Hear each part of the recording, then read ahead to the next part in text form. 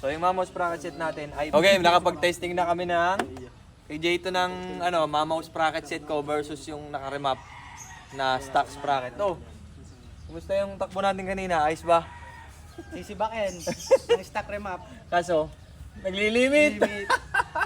Nga lang, pero ito magpapalit na si J2 ng Mamaw sprocket set para sa Winner X. Marami na rin nag-aantay nito at subok na rin namin. Huwag kayong maniwala guys pag sinabing walang dulo itong Mamaw sprocket set natin kasi tinesting na namin. Malakas siya dumulo. Ang dulo na tinutukoy ng iba ay siguro mga 10 kilometers na straight. Hindi mo magagamit yon. Especially sa karsada natin sa Pilipinas. Ang pinakamahabang straight mo na sigurong makikita na karsada yung common ay mga 3 kilometers siguro. Hindi mo naman kailangan lagi nun. At saka mas kailangan mo yung torque. So yung Mamaw sprocket set natin ay 1444. Yung 15 na stock, pinalitan lang natin ng 14. Yung sa akin nandun yung kulay pula.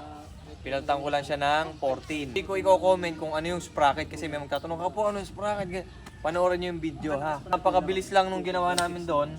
Nag-testing lang kami ng sakto lang, hindi naman sagad na sagad. And then iba talaga, iba pag naka-Mamaw sprocket set.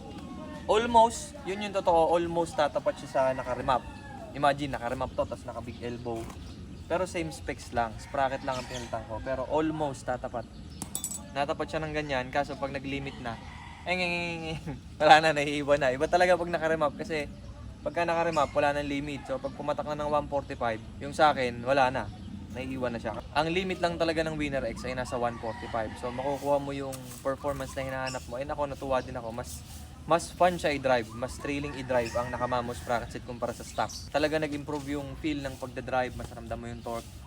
Mas magagamit mo siya sa overtake and hindi naman lagi kailangan ng sagad na top speed. Yun yung moral nitong video na to, Hindi naman kailangan lagi ng top speed. Ngayon, pwede kayong gumamit ng mas high speed kung gusto nyo ay comfort.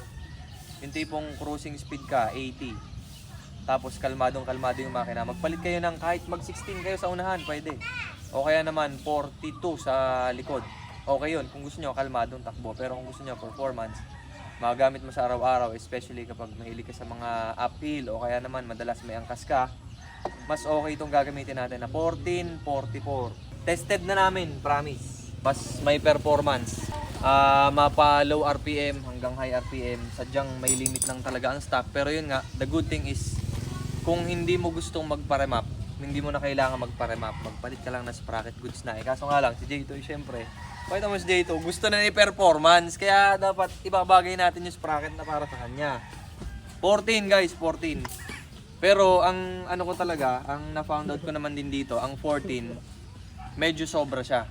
Ang target ko lang talaga ay 1546. Kung may 46 kayo sa likod, palit kayo ng 1546, mas okay yon. Pero kung gusto nyo mas madali, maghanap kayo ng 14 na pang Supremo o kaya naman ay pang GTR o pang RS150, pare-pares yan. Mamaw sprocket set, testingin nyo, yung tamang testing lang kahit sa tropa nyo na stock na winner and makikita nyo talaga yung performance difference niya, malayong malayo, especially yung feel ng pagdadrive. Mas magaan siya i-drive kapag nakaganto. Mas okay din siya sa mga may angkas madalas o mabibigat. Palitan na natin ito mabilis. So guys, by the way, ipakita ko ulit sa inyo ha. Ang size niyan, 44 yung stock. Pero ang gusto ko talaga at pinaka-target ko talaga ay 46. 46 talaga target ko. Naantay ko lang yung sprocket ko galing kay RK. Papalitan na rin natin yung sa atin. And by the way, tinan nyo naman ang sprocket na gamit ni Winner X. RK yan. Stock yan ha. Stock ng Winner X yan. RK yan. Diba? Papalitan natin yung pang-una. Tingnan natin kung ano pa ang magiging performance na dadalhin nito kay J2. Kasi si J2, sabi nga sa inyo, syempre gusto na performance. Kaya kayo, kung gusto nyo performance, go for Mamaw sprocket set. Kung gusto nyo naman ay comfort, go for Tito sprocket set. Ayan. Tawagin natin Tito sprocket set para kalmado makina. O, tatanungin natin yung mga tropa natin ha. O, ikaw, anong gusto mo? Mamaw sprocket set o Tito sprocket set? Mamaw sprocket. O, Mamaw. Ikaw? Mas mamaw.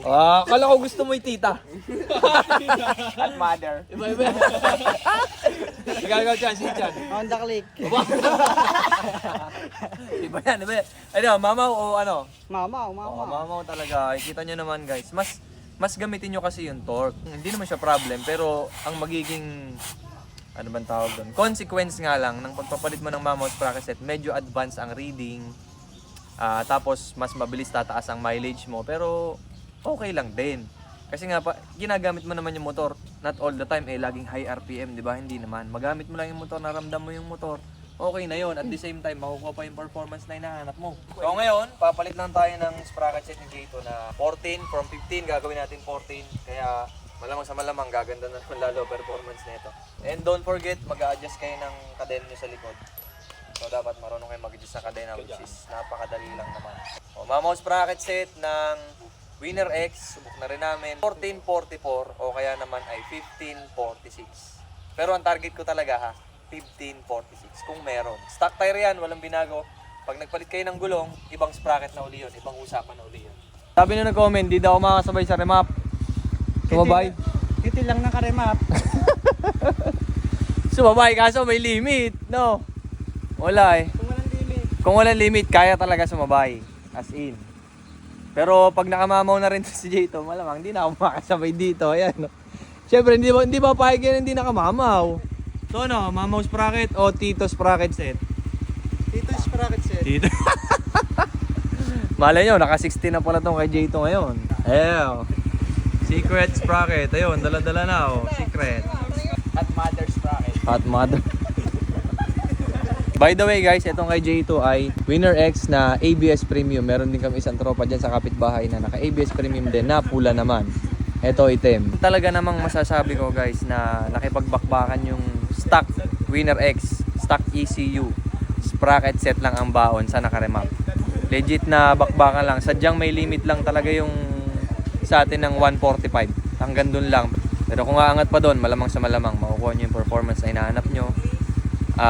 Syempre, kaya nga comparison ng stock ECU sa nakaremap na ECU, di ba? Sprocket lang ang baon. So it's your decision kung magpaparemap ba kayo o sprocket lang ang papalitan nyo. Kasi not all the time kailangan mo ang 145 plus na speed, di ba? So pag-isipan nyo mabuti, gusto nyo ba ng performance? Gusto nyo ba ng ultimate performance? O gusto nyo lang ba nung dagdag performance? Katulad ng ginawa natin, sprocket lang. Pili kayo guys, pag-isipan nyo mabuti.